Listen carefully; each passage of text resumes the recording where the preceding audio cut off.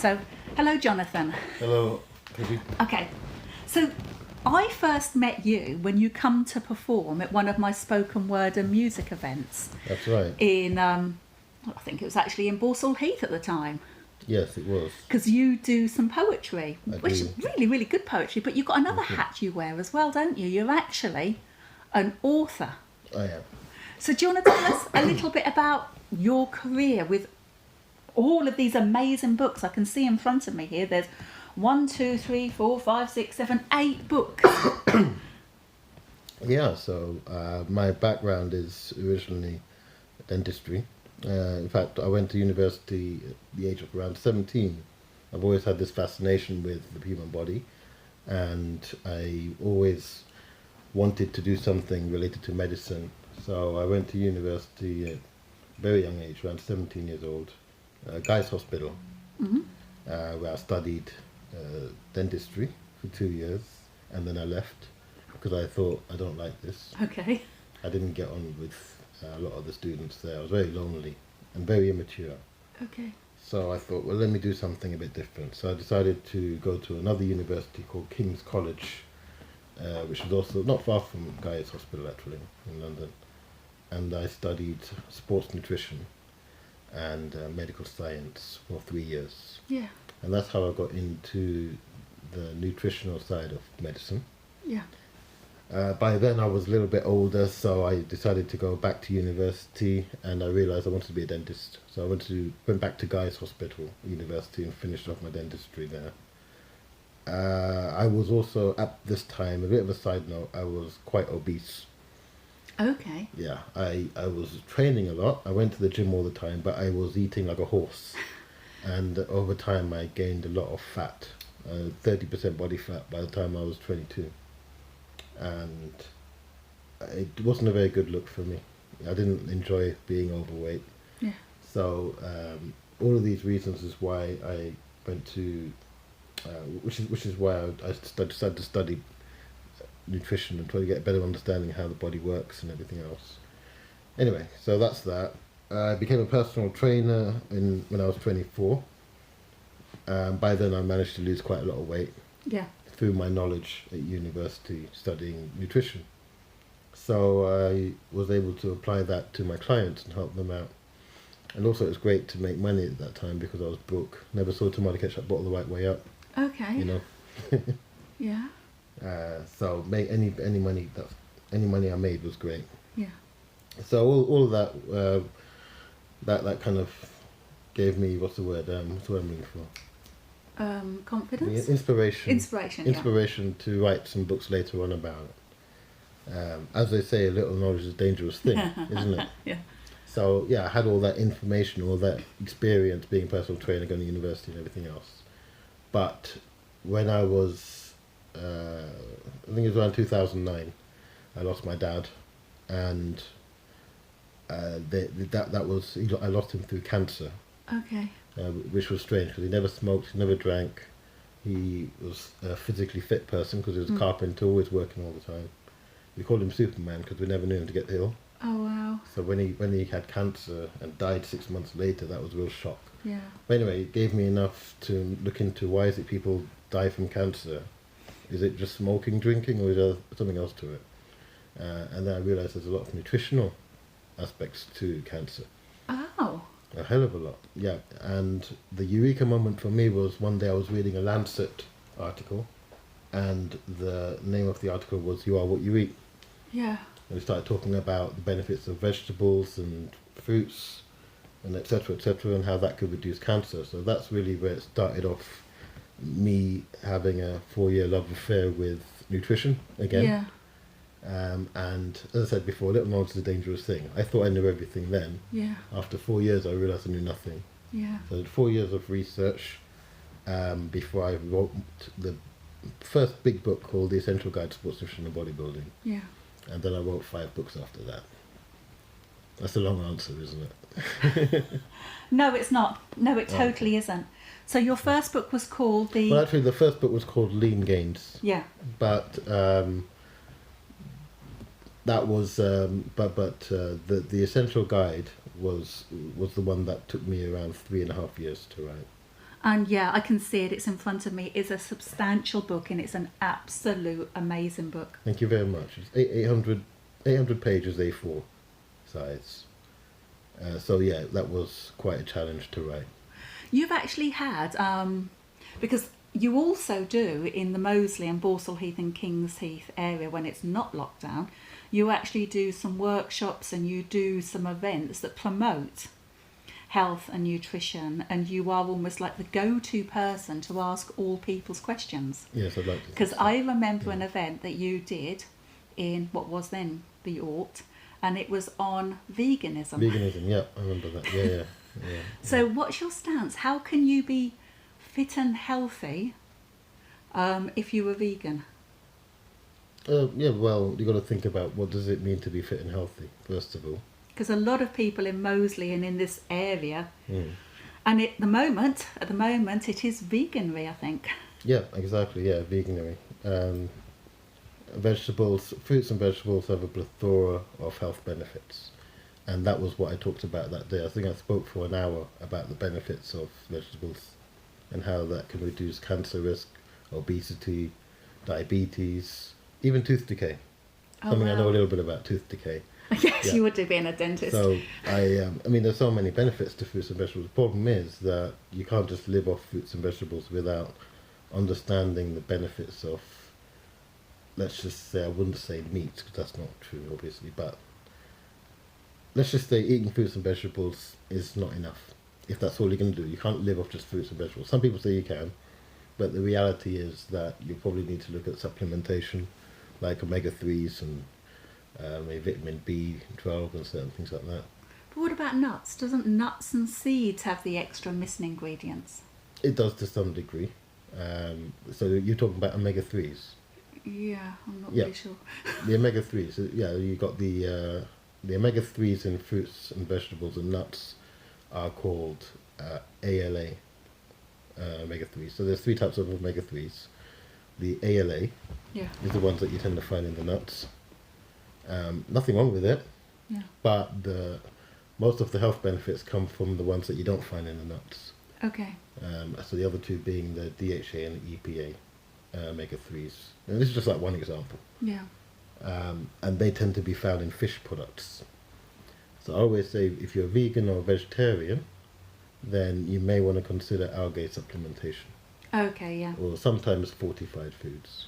Okay. But which ones we don't know. So to be on the safe side, get the algae. Okay. Yeah. I also remember in one of your talks, you spoke about how you totally transformed your body. Yes, I did. Because this is something that you are passionate about. Very much And it's so, yeah. lean gains. It's all talking about the actual health and fitness, the ultimate gym workout, how to get the perfect body. Would you like to speak a little bit about that, your personal journey and how you transformed your body into one that you're now proud of? Yeah, so I went through, it started off when I was 22 and I was obese. And I didn't really understand what I was doing because I was training all the time. I've been going to the gym since I was 16 and I've rarely taken time off that. So you'd think that I would be fit all my life, I would look good all my life, but my diet was awful. Yeah. And you get to a stage where you think, you look in the mirror and you don't like what you see. And so I was thinking, I don't like this. So I decided to go on loads of fad diets, which didn't work. You'd lose the weight, hit the plateau and come back up, because you always hit plateaus and then you end up gaining the weight back. So one day I decided to look into why is it that I keep getting the weight back? Why is it that I can't get beyond that point? And it just required me stepping back and looking into the science behind fat loss and muscle growth. So that's basically what I did. And I applied it to myself, and then I'd say within the first 10 to 20 weeks, I was able to lose around 15% body fat. Wow. Which is a lot. It's a lot more than people say is possible, but I was able to do that. And I put that down to what I learned at university and also reading very well-respected science articles. What book If somebody wants to do what you've done, what book of yours do you recommend they buy? Because we will put a link to all of these books. How to get the perfect body. How to get the perfect If body. you want something, if you don't want any if you don't want to go into the depths of it all, you just want something you can read in an hour that will tell you everything you need to know. How to get the perfect body. That's the one. Okay. It's a no BS. Out of all of your books, what is the one you're most proud of? The Essential Guide. The Essential Guide of Sports Nutrition and Bodybuilding. Because that took everything out of me. Many late nights and rewrites, and it's taken around 3.5 years to write. So yeah, I'm most proud of that book. How many pages is it? 800 pages. And it is heavy. It's heavy, and that's also, you can use it to work out with as well. That's another thing. And it literally is the essential guide. It's got everything in it. It does, yes. Everything. Is there any authors that you had as your role models, people you looked up to and people you respected? Yeah, there was Michael Matthews. There was Lyle McDonald. Who else was there? Right now, at the top of my head, I can't think of anyone else. With me, it wasn't so much the books. It was more the articles. Because there's a lot of journals. So, I mean, for those who don't know, like, you get fitness books. Yep. And a lot of fitness books tend to be very opinionated. That's my experience. And there are loads of fitness books. So they don't have an objective viewpoint. So you might have one book written by a vegan, and all they talk about is the benefits of veganism, which is great. But that might not necessarily be where you're looking at. You might be looking at something else. So I found that another book might talk about, be written by a guy who's on a ketogenic diet and talk about the benefits of ketogenesis, but he might ignore other things. Yeah. Whereas with journals tend to be objective. Yeah. More objective. It's more written by scientists who don't really give a damn whether or not you're vegan or you're keto. Yeah. They just want to know, does this work or does it not work? So most of the stuff I read were papers and articles. Yeah. And I read a few fitness books, but most of the information I got from were thousands of articles and papers. Wow, that's a lot of Yes, research. thousands. That's why it took me years. It didn't take me months, years to write the book. But then I could sit down and say, at least I know it's not just my opinion. Yeah. I tried to be as objective as I could. Yeah. I think that's what stands out with the books that you've actually I written. like to think so, because I don't preach to people. I say, look, there's good things about this, but there's also things you've got to look out for, without me trying to sell something to somebody. And I notice now you've actually got a recipe book. Yes, I need What's a recipe made you do a recipe book? It's a missing ingredient, pardon the pun. That's the missing ingredient to my book collection. It was, it's all well and good me saying eat more veg or eat more this or eat more that, but what vegetables and why? And what if you want to count calories? How many calories? So I tried to write a recipe book which would satisfy all diets, and at the same time, from a health point of view, not just tasty food, but I'm thinking tasty, healthy food. And then focusing on things that can reduce bloating, or foods that can reduce appetite, things like that. That's what was my focus on. Even things that you can take when you're fasting, which is dichotomy. Okay. Like you think, can you eat anything when you're fasting? Well, you can't technically eat, but you can drink certain things. Okay, what can you drink when you're fasting? You can drink anything less than 50 calories. Now, someone will sit down and say fasting technically means you can't have anything in your mouth. Yeah. Which is true. But if you're going to be... the scientific definition of fasting means not having anything that's going to affect your insulin levels. That's not going to change your metabolism.